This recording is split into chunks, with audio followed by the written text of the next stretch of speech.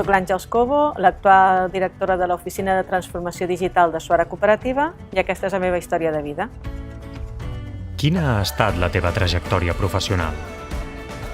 Jo vaig començar a treballar en el servei d'atenció a les persones des de l'any 86, jo tenia 22 o 23 anys. He treballat en diferents tipologies de serveis, però he estat treballant amb persones sense llar, en temes de pobresa, he estat treballant amb persones amb consum de substàncies tòxiques, he estat treballant amb persones amb paràlisi cerebral, he treballat en prostitució i principalment he treballat amb infants en risc. En l'any 90 vaig començar a treballar en el model cooperatiu, després en el 2005 vaig entrar a dins d'Escaler, que és una de les mares de Suara Cooperativa, i ja dins de Suara el meu encàrrec va ser la directora de Comunicació, Màrqueting i Innovació, i en l'any 2015 el Consell Rector em va demanar que entomés l'encàrrec de Direcció General de la cooperativa. Què t'endús dels 5 anys al capdavant de Suara com a directora general?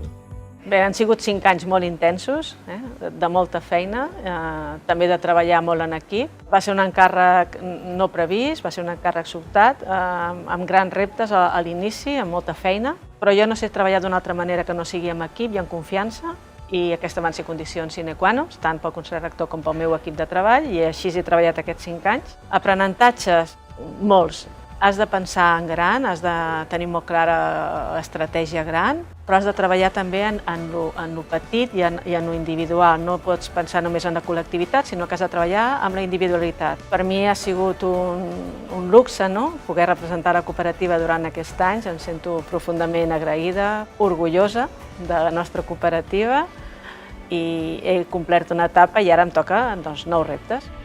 Actualment, ets directora de l'Oficina de Transformació Digital. Què és i per què serveix aquesta oficina? L'Oficina de Transformació Digital la vam crear fa uns 3 anys aproximadament i és una oficina creada per impulsar tots aquests projectes que són reptes de transformació tecnològics digitals de la cooperativa. No els impulsa directament, però sí que el que fa és donar suport, recolzar a totes les àrees per tirar endavant els projectes. Alguns exemples, no?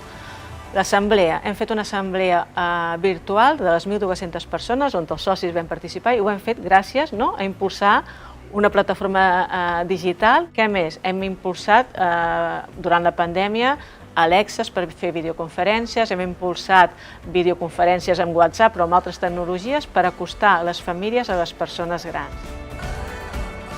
La transformació digital és el futur o el present? Com l'aborda Suara? No es tracta del futur, això ho tenim cada dia a les nostres vides. La pregunta és què fem Suara amb aquestes tecnologies, què ens aporta valor per millorar la nostra activitat, què ens aporta millor eficiència, i hem de fer un canvi cultural, un canvi competencial, un canvi formatiu, perquè ens hem d'adaptar. Mai hem de perdre quina és la nostra missió, això sempre ha de ser la pregunta, si aquesta tecnologia ens ajuda a avançar en la nostra missió, si aquesta tecnologia respecta els nostres valors i sempre fent-nos preguntes ètiques al voltant dels riscos que comporta aquesta tecnologia. I també penso que tenim la responsabilitat, les entitats d'economia social com Suara i Suara, de portar la nostra mirada, els nostres valors també en aquesta transformació que se'ns ve, perquè això passarà amb nosaltres o sense nosaltres. Com afectarà la transformació digital al sector de l'atenció a les persones en els anys immediats? Totes les polítiques europees, estatals, espanyoles i catalanes estan apuntant en la mateixa direcció. Hi ha un acord unànim que s'han de transformar els sectors, s'han d'incorporar noves tecnologies per fer-los més eficients, per fer-los més accessibles a tota la ciutadania. La incorporació de sensòrica, la teleassistència avançada. O sigui, cal incorporar nous elements en els domicilis, per exemple, però no només per l'atenció de la gent gran, sinó per altres col·lectius també en risc, per intentar trobar nous models més innovadors, més eficients. Què t'agrada fer fora de la feina? Com ets? M'agrada molt llegir novel·la històrica, m'agrada molt llegir la novel·la negra, estic en un club de lectura de novel·la negra, m'agrada molt el cinema, de tota tipologia, m'agrada molt nedar, nado molt. M'agrada molt la llum del sol i, per tant, tot el que sigui estar a l'aire lliure, amb el sol, amb les plantes, m'agrada.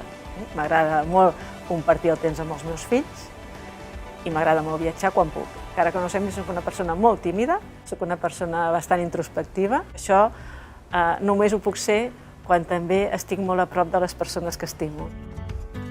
T'agrada la teva feina a Suara? M'apassiona. Però cada 5 o 6 anys tinc que canviar de feina, perquè sóc molt inquieta, el meu cap no para, a mi m'encanten els reptes, també reptes intel·lectuals, i llavors cada 4 o 5 anys dic, bueno, ja està, ara a por otro, no? Aleshores, m'encanta la feina, però m'encanta canviar. Jo em sento part de Suara, em sento una peça de Suara, i aleshores la veritat és que se'm faria difícil pensar en un altre lloc.